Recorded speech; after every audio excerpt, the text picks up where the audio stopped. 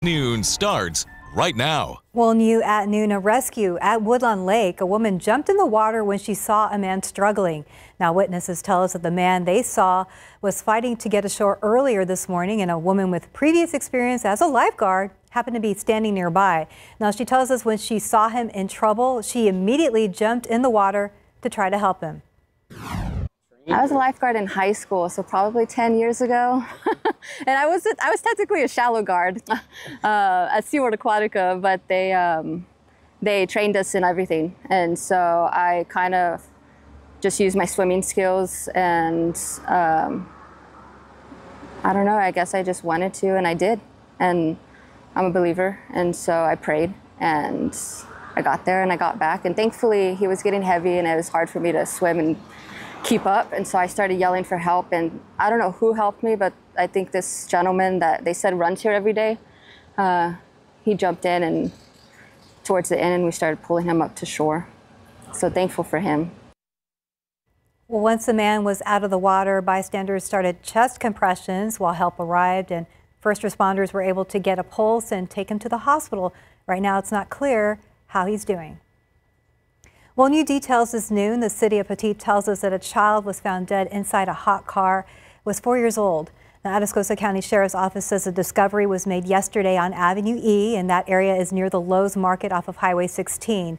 The Texas Rangers are now helping with this investigation. Now, in a statement, the city of Petite said it is heartbroken and that the circumstances surrounding the child's death are still under investigation.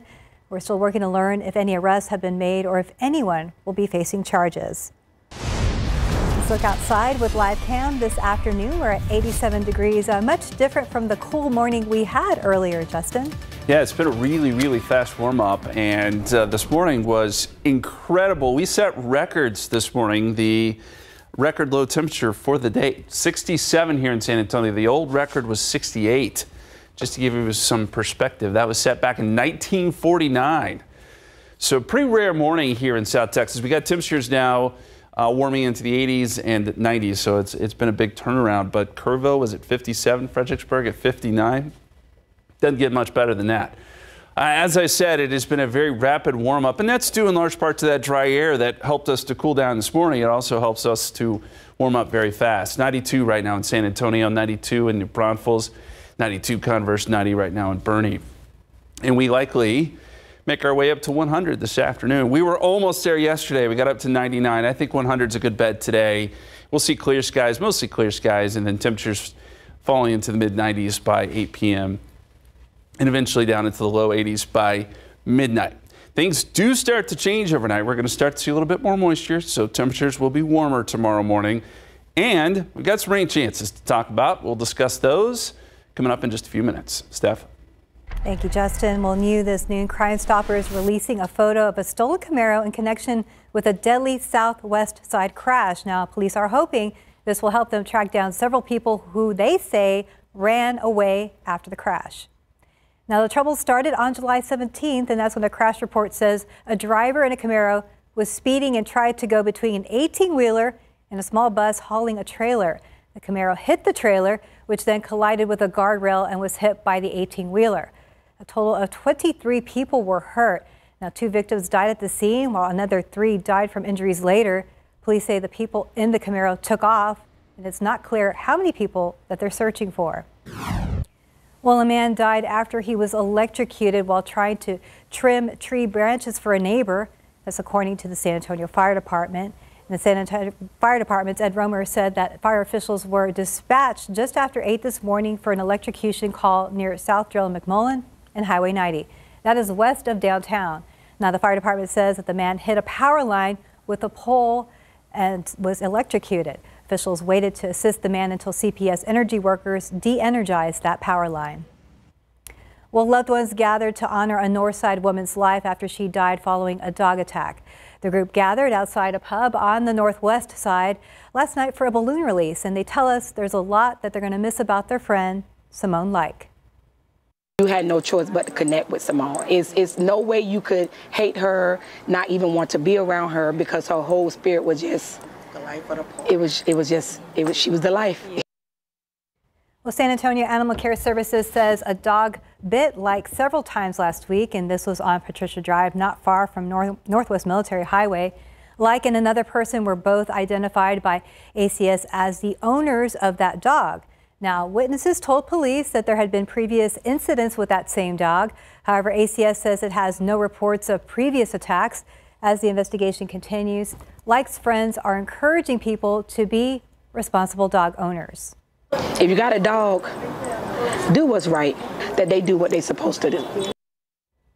Well, ACS says the other owner was issued multiple criminal citations for violations related to the bite and for failing to provide proof of vaccination or a microchip for another animal in the home.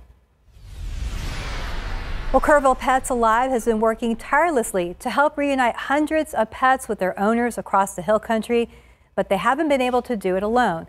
The nonprofit has gotten a lot of help from the community near and far, including one 11-year-old girl donating thousands of dollars that she earned from selling cookies. Well, our Devin Karp shows us how her summer project is doing good with baked goods. 11-year-old Cameron Balfour says it doesn't take much to bake the world a better place. What's the secret to making a really good cookie? A lot of love and care. It's that love and care that inspired her to become an entrepreneur, creating Cameron's Cravings, selling cookies in her hometown of League City, and putting that money to good use. We saw a newscast where the animals were getting snake bites. Right, and like their paws were, hurting and getting fatigue. So we just wanted to help, and we didn't know that it would turn into such a big outpouring of support. Nonprofit Kerrville Pets Alive has helped reunite more than 350 animals with their owners since the floods swept through town, making a database of lost pets, giving away food, and they haven't done it alone, asking the community for help with donations. Our first goal was $500. Where are you guys at right now? 7,000. Cameron started getting orders, and a lot of them, even some from across the globe. She took every single cent she made and is giving it to Kerrville Pets Alive and a team of volunteer vets from Texas A&M. It feels like I'm an inspiration, and I'd like to inspire other kids because when they make little impacts, then it can make a big explosion of impacts. She might be out of cookie dough for now, but she's far from done building a business, looking to make Cameron's Cravings a permanent part of her life, donating proceeds to good causes. I mean, maybe not making cookies because I'm getting cookie fatigue right about now. Maybe something else like you can put it in a grocery store type thing to sell. Devin Karp, KSAT 12 News.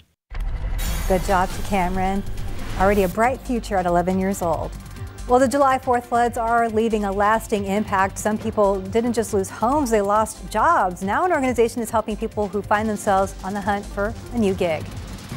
And experts say there are some benefits from being on social media, from sparking creativity to making connections, but there's also a downside, especially if it becomes a child's only social interaction.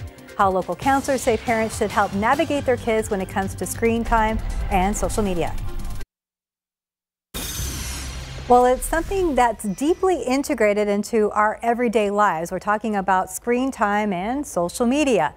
Now, whether we use it for entertainment or just to learn something, social media can also have a downside, especially for children, which is why counselors are urging parents to have conversations about social media with their kids even before you think about handing your child a smartphone. Who has phones? Everybody? We asked a group of students ages 11 through 14 about phone use and social media.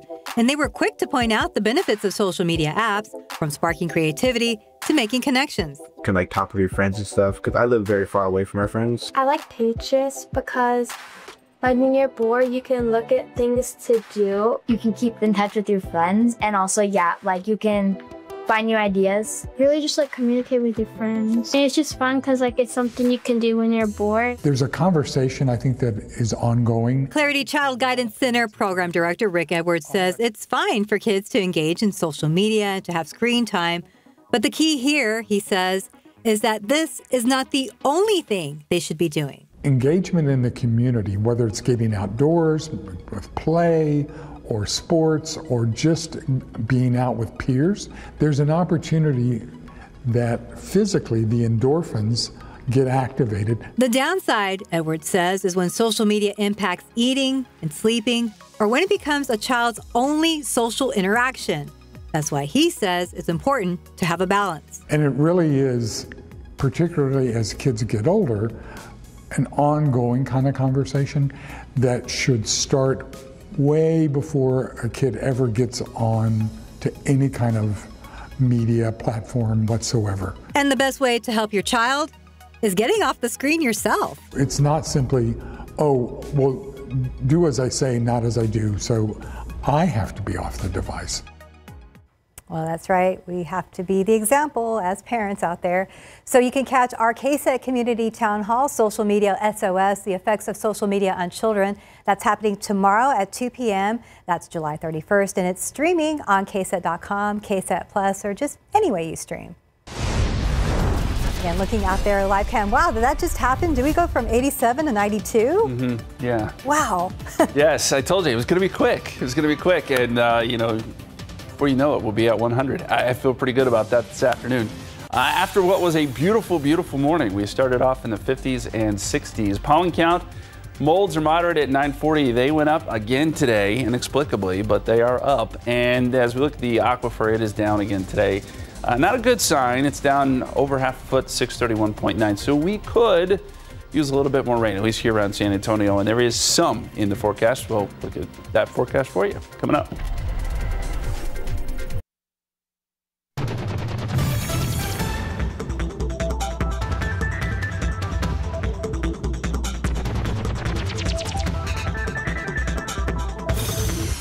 KSAT is getting ready for the 2025 KSAT Pigskin Classic, and this year's game is going to feature Sonia Sotomayor versus Clark High School on August 28th at Dub Ferris Stadium, which is a part of Northside ISD. So this matchup will be aired live on KSAT, KSAT Plus, KSAT.com, and our BGC app from 7 p.m. to 10 p.m. And of course, the follow-up coverage will be provided on the Night Beat. So our KSAT sports team will get things started on August 28th with KSAT Game Day live at 6:30 p.m. And I bet you anything, it's going to be warm that day. That's what happened last year. Yeah. Yeah. Early season football is always brutal. Just is. And two-a-days have already started. Yeah. I don't know that they still call them two-a-days, but you know what I'm talking about. Yes, morning and evening practice. Yeah, it's rough right now. I mean, these temperatures, summer practice is always rough. So I feel for the kids. Yeah. But I am excited about the Pigskin Classic and football season. Yes, it'll be fun. Yes, and you know, football season always eventually brings some cooler weather. We're just not quite there yet. Great picture sent in this morning, and this shows just how cool it was in some spots. This person reporting 63 this morning. They say it was warmer inside than outside in July. Usually it's the humidity outside that is so bad. My AC is overcooling like crazy to counter that. But not this morning. Said it was freezing inside. 63 degrees is a great way to start. And I'm guessing this was somewhere around San Antonio. But as we showed you, some places got even cooler than that. And yes, this was a record. 67 was the official low this morning. The average is 75. The record was 68, the old record anyway, set back in 1949. So pretty incredible. It's not something, if I'm being honest, that we expected to get quite that low. But the humidity just never picked back up last night, and when you get low humidity, oftentimes you can really get that temperature to fall. High temperatures today on the flip side of things will be up near 100. A lot of places in Texas, in fact, will be up around 100. Abilene, Dallas, Houston's going to be awful close, all because of our heat high, which just shifted back over us. It's one of the reasons, too, we had drier air, because it ushered in some drier air from up top, and that funneled down over top of us. But this thing is still on the move, and it will move further west in the coming days, and we'll get back into some more humid conditions and maybe some rain chances too. This is the dew point trend. So as of today, I'd say we're pleasant, if not almost dry. But by tomorrow, we're verging on muggy, and then by the weekend, it will feel sticky again. So this was a short-lived break from the humidity. And as we go outside for you, we got some thin cirrus clouds as we look south towards downtown, but it's not interrupting our heating. 92 degrees right now, 92 in New Braunfels, 92 in Converse. So we're ahead of schedule compared to where we were yesterday. And yesterday we got up to 99. So it makes sense that we'll be right at 100 today. Southwesterly winds are also probably helping at 8 miles per hour. But look at this column here. This is your feels like And notice that the temperature actually feels cooler than the actual air temperature.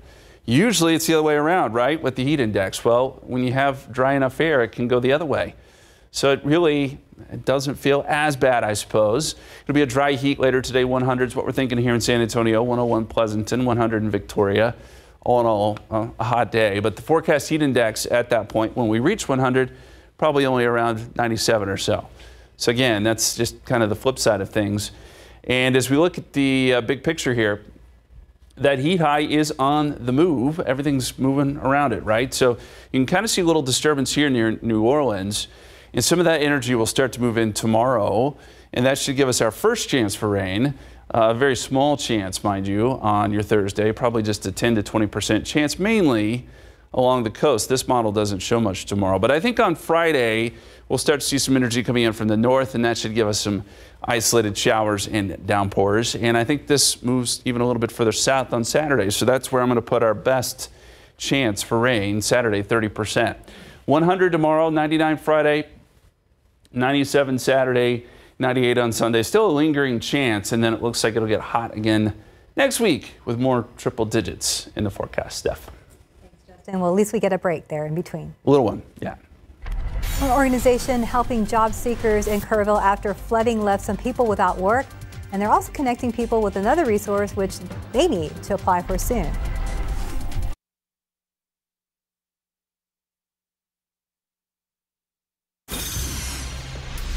Well, One Hill Country County is focusing its efforts on cleanup after the deadly floods. Officials tell us that 9 victims from upstream communities have been recovered in Kendall County, but they say there is no indication that the 2 people still missing after the floods are in their county. So they are starting cleanup efforts today, and contracted crews will now work west to east 7 days a week, and they're going to be focused on cleaning county right-of-ways, private property as feasible, and in along the riverbed.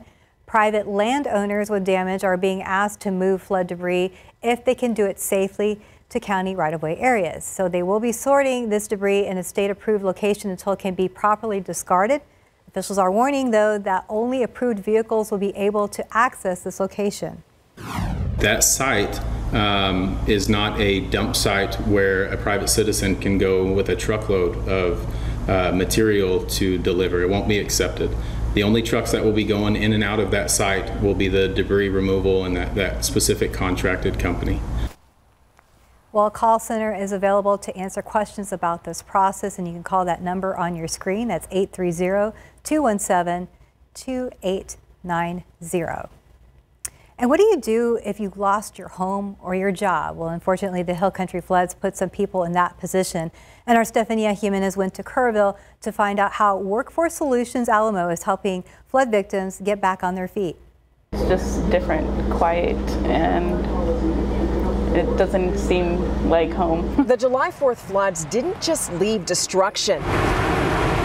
They also cost some people jobs. It's unclear how many. The Labor Department takes months to prepare that data. In Kerr County, the disaster had a clear impact on jobs. What we've seen basically is about a 6-fold sort of increase in traffic. That's Workforce Solutions Alamo CEO Adrian Lopez. He says jobs connected to tourism got hurt the most. Food accommodations and hospitality, because that is a major part of the local economy here in this community. Now Workforce Solutions is pulling out all the stops, bringing its mobile unit to different areas where workforce employees help people like this woman prepare their resumes. You know, they have programs where they actually pay for childcare. I didn't know that. Adrian says on top of its usual services, Workforce Solutions Alamo is also connecting flood victims who lost their jobs to another resource, which they need to apply for soon. The disaster unemployment assistance, there is a 60-day deadline on that. And so that deadline hits like around September 4th. As for the Kerr County jobs available right now, here's a quick example. There's one company called Killdeer Mountain Manufacturing, and they have 4 job openings here in Kerrville. They're looking for a planner, a production operator, a quality inspector, and a wire cutter. Those 4 jobs starting at $17 an hour. But let's say that you want to do something else. Well, you can take your job search to workintexas.com. Adrian also encourages flood victims and other job seekers to visit a Workforce Solutions Alamo office. The one in Kerrville is open Monday through Friday. Stefania Jimenez, KSAT 12 News. A massive magnitude 8.8 earthquake off the coast of Russia has triggered tsunami warnings across the Pacific. I'm Christiane Cordero in Santa Monica with that story coming up. Well, we have an update on the story that we first brought you at the top of the hour. A man has died after a rescue at Woodlawn Lake. So a woman did jump in the water when she saw a man struggling there, and witnesses tell us that they had seen the man fighting to get ashore earlier this morning. Now, this woman had previous experience as a lifeguard, and she was able to get him out of the water, and he was taken to the hospital, though, where he later died. Well, new at noon, a man accused of hiding his dead father's body in a freezer almost a year ago was sentenced in court today. David Gibson took a plea deal for a 10-year sentence. Now, Gibson was charged with tampering with or fabricating evidence with intent to impair a human corpse after they found Daniel Gibson's corpse badly decomposed inside a chained fridge inside the garage of a home. Now, the cause of death was not determined per the medical examiner's office, and David Gibson only faced one charge for this case. We're going to have more this afternoon on Gibson's sentencing, as well as what family members had to say to him. Well, a man is wanted in connection with an attempted kidnapping in a Schertz restaurant parking lot. Schertz police say that this man, dressed in black, opened someone's car door and reached for a child, but someone stopped him. Now, the man left the scene and hasn't been found. Police say he could end up facing an attempted kidnapping charge. So if you know this man or if you have any idea where he might be, you are asked to call that number on your screen, 210-619-1200. Firefighters rushed to a two-story home with heavy smoke pouring from the second floor. Now, unfortunately, a dog was found dead inside that home. Investigators are still working to figure out what caused that fire, but we do know everyone else made it out safely. The damage and smoke were severe enough to displace the two people who lived there. Now, a failing grade for the jail. For the second time in a year, the Texas Commission on Jail Standards found the Bexar County Jail out of compliance. Now, according to the sheriff's office, the jail is not meeting state laws and minimum standards. The unannounced inspection happened a week after an inmate died by suicide. The jail has been asked to submit a plan to fix the issues found within 30 to 60 days. And Sheriff Javier Salazar says they have already started making changes. And right now on KSAT.com, the U.S. Department of Homeland Security is offering increased benefits to join U.S. Immigration and Customs Enforcement. It is part of a new Defend the Homeland recruitment campaign. The incentives are being offered after the newly passed government spending bill allocated over $4 billion to hire additional ICE personnel. The department said it would be enough to hire 10,000 new agents. Well, as part of the campaign, ICE is offering multiple incentives that include a maximum $50,000 signing bonus, student loan repayment and forgiveness options, and starting next week, that campaign will hit college campuses and also job fairs. Look out there again with a live cam. Okay, thank goodness it didn't get any warmer than last time. Still 92 degrees, Justin. For now, yeah, it has just been a really, really rapid warm up. If you consider we started off at 67 and we're already up to 92, and that's just a matter of really a few hours. But that's the situation that we're in. And again, it all hinges on the dew points. Let me show you these numbers. We have a dew point right now in San Antonio of 47. That puts us in the dry category, and you just this time of morning, or afternoon, I guess now, but you just don't see that kind of number here in South Texas this time of year. Pretty interesting to see just how much dry air we have in place. And yes, it really did help us this morning to cool down.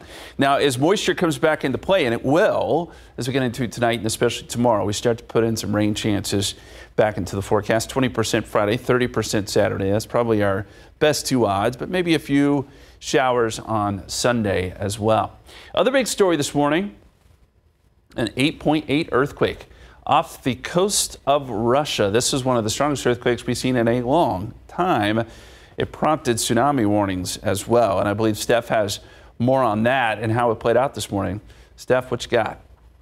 Thank you, Justin. Yes, a massive magnitude 8.8 earthquake struck off the coast of Russia, triggering tsunami warnings and evacuations in more than 20 countries, including the U.S. So the first waves washed ashore in Hawaii overnight and early this morning in California.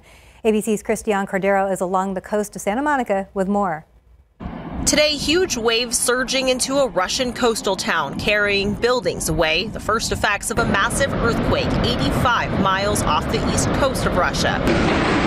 The magnitude 8.8 quake triggering tsunami warnings across the Pacific Rim. This man running to higher ground, saying everything crushed, metal bending, screeching sounds. The waves kept coming for about 20 minutes before receding.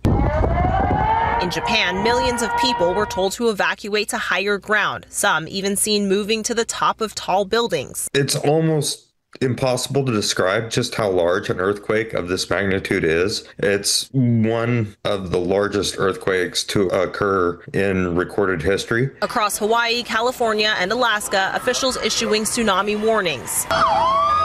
On the island of Oahu, locals rushing to evacuate, filling the streets of Honolulu as officials urge those near the coast to get out. 3 hours it took me to go 12 miles to get home. And lines of boats leaving marinas headed out to open water. Beaches deserted, some hotels telling guests to head to higher floors as they braced for waves up to 10 feet. Some flights headed to Hawaii turned around. They said, to either move away from the coast or to get at least to the 4th floor of a building. And we're staying on the 11th floor, so we felt pretty comfortable and that we were going to be safe. The biggest wave recorded off the coast of Hawaii was 5.7 feet above sea level. Officials say the worst has passed and flights to the Hawaiian Islands have resumed. Tsunami warnings were also issued for the California coast from Cape Mendocino north to the Oregon border. Most of the tsunami warnings have been downgraded and evacuation orders have been lifted. And so far, there's been no large-scale damage reported anywhere in the U.S. The quake ranks among the top 6 ever recorded. Christiane Cordero, ABC News, Santa Monica.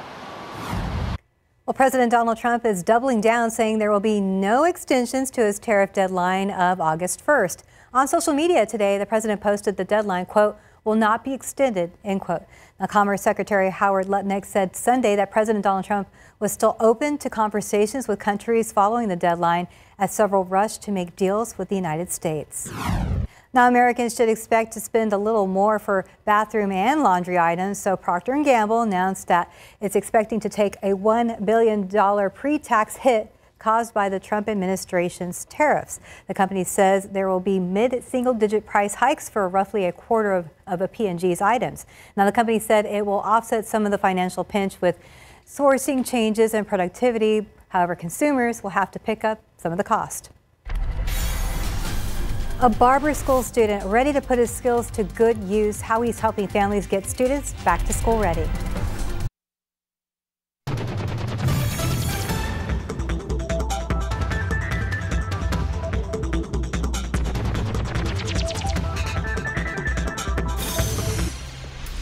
Well, getting financial food assistance appears to benefit the brain. Older adults who are SNAP participants have a slower cognitive decline than eligible people who are not. So that's according to a new study from the University of Georgia, and U.S. officials say the Supplemental Nutritional Assistance Program provided funds for more than 41 million people per month last year. So health experts say having a little more money for the grocery store helps some households buy healthier foods, which can include brain-healthy fats. So the Center on Budgets and Policy Priorities says the recently approved spending bill will reduce SNAP funding by nearly $187 billion over the next 10 years. Southwest Airlines officially started selling assigned seating fares, and travelers can now pick their seats in advance for an extra charge on flights beginning on January 27th. Now, purchase options include the ability to select seats with extra legroom, and other flyers will be assigned a seat at check-in. It's a big change for the airline, which up until now let passengers choose any open seat once they boarded. The boarding process will also change, and right now a passenger's boarding position is based on frequent flyer status, check-in time, and whether they bought a preferred boarding add-on. Now, when that change takes effect, the airline will board by group like most other carriers.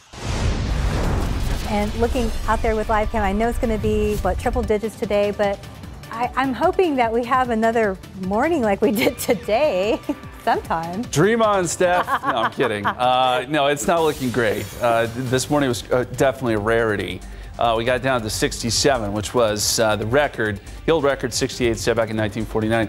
You know what's interesting, though? The record high is 105. I think we'll be up around 100. This is not in jeopardy. But can you imagine if we set the record low and the record high in one day. It's never happened, but it's not going to happen today. But pretty interesting that we're even in that, close to that. We'll look at the forecast for the rest of today and our rain chances coming up.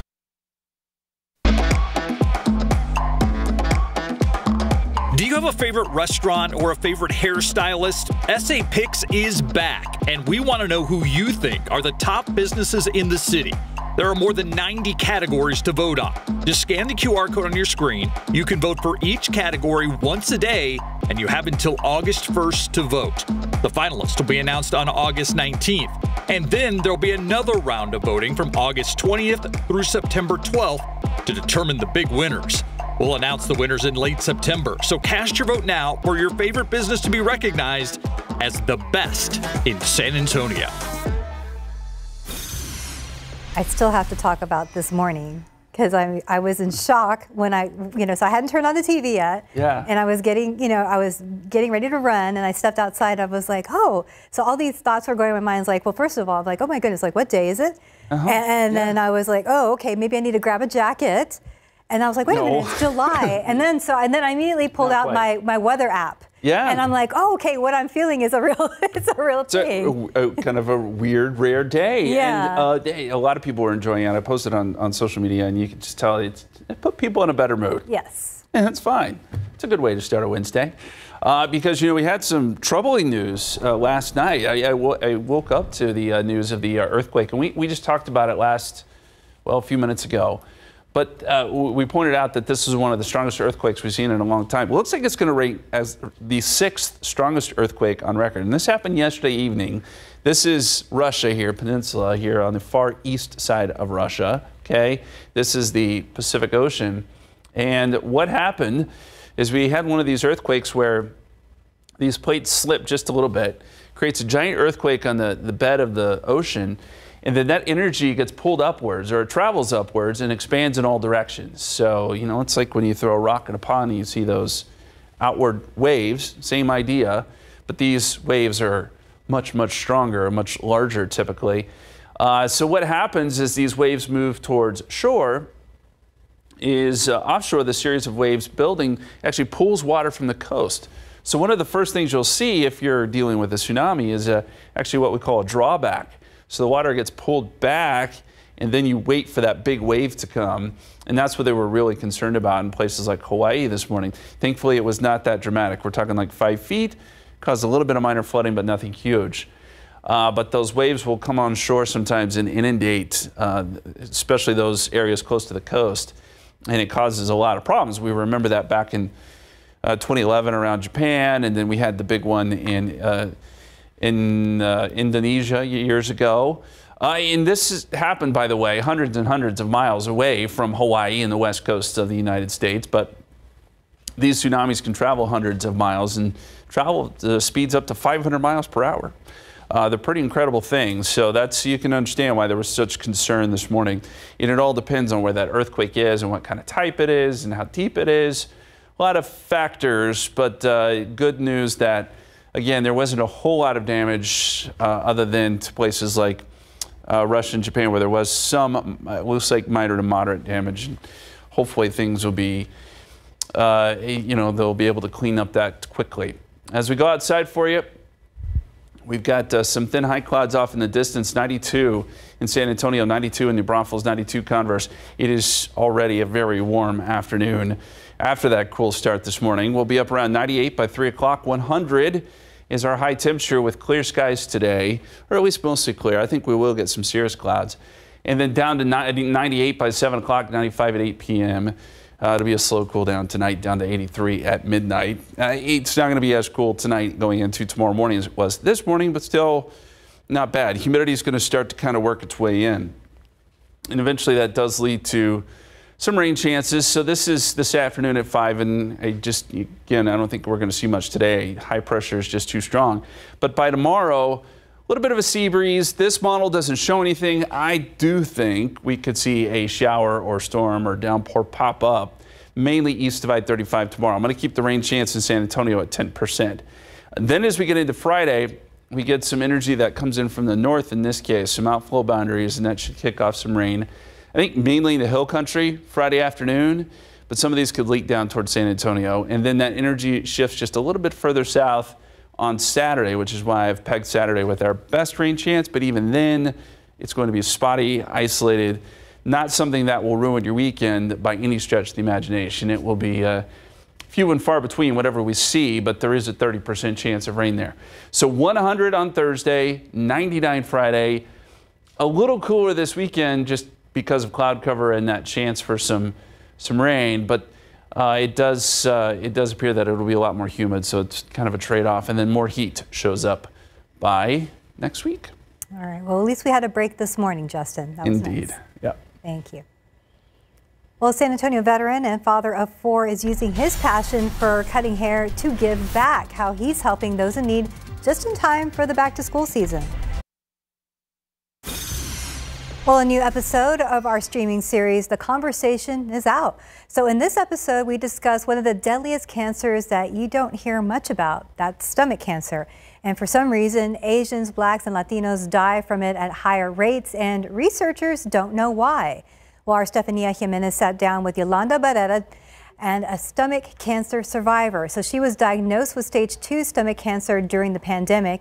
She's in remission now, and she's using her second chance at life to bring awareness to the disease and convince people to see their doctors when they notice something's wrong. It was fatigue, right? That kind of alerted me. It was a red flag.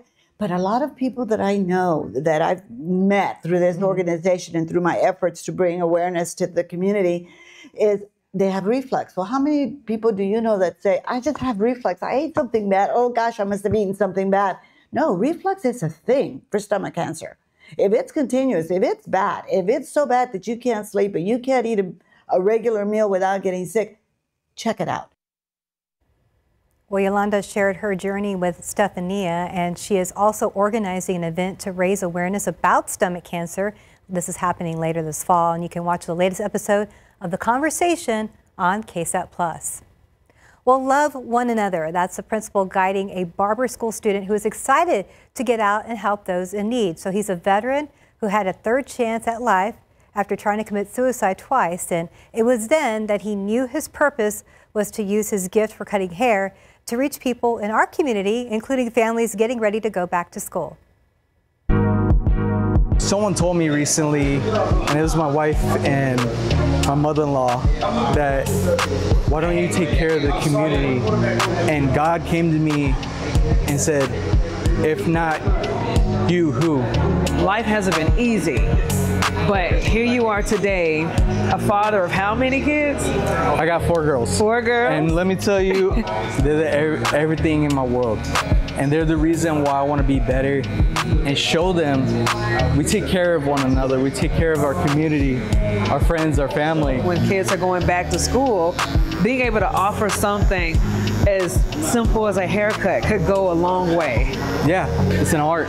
Me, I want to take my art faith-based because he's who got me here, and I owe it to him. How did you get everybody on board with offering those free cuts to those who need it in the community? I asked them, and they were completely cool with it. They had my back. And it's just like majority of us are military members. Majority of us have had hard walks of life. It's what you do with that to serve. It sounds cheesy, but at the end of the day, when someone is in need, I want to take care of people. And that's really what it comes down to. The more people we can reach, the more people we can take care of. And that's my why. Daphne Gray, KSAT 12 News. That was our Daphne Gray reporting there. Well, Lozano and his top-of-the-line barber school family are also extending their free services to people still rebuilding from the deadly Kerr County floods. So if you or someone you know are homeless or impacted by the flooding or in need of a free haircut for your child before school starts, the link to contact the school directly is in the article on our website, ksat.com. All right, well, now let's look at the 7-day forecast. Today, we are on our way. 92, well, it says 92. I think we have jumped up even more than that, but we're going to be up near 100 here pretty soon, in fact, and it will be a hot afternoon. Hot but dry. Small chance of a shower tomorrow, then a little better shot Friday into Saturday. Friday and Saturday, we'll be watching San Antonio and the Hill Country mostly, but no need to worry. We don't expect flooding rains. We don't expect severe weather. It'll just be some spotty downpours like we've grown accustomed to over the last couple of weeks, and then probably more heat. Well, it is going to be hot next week as we get into August officially. Yeah, I mean, normally it's pretty hot in August, but at least we get that little break over the weekend. Little. We will take that. Smidge. Thank you, Justin. You got it. Thanks for joining us. Have a good day.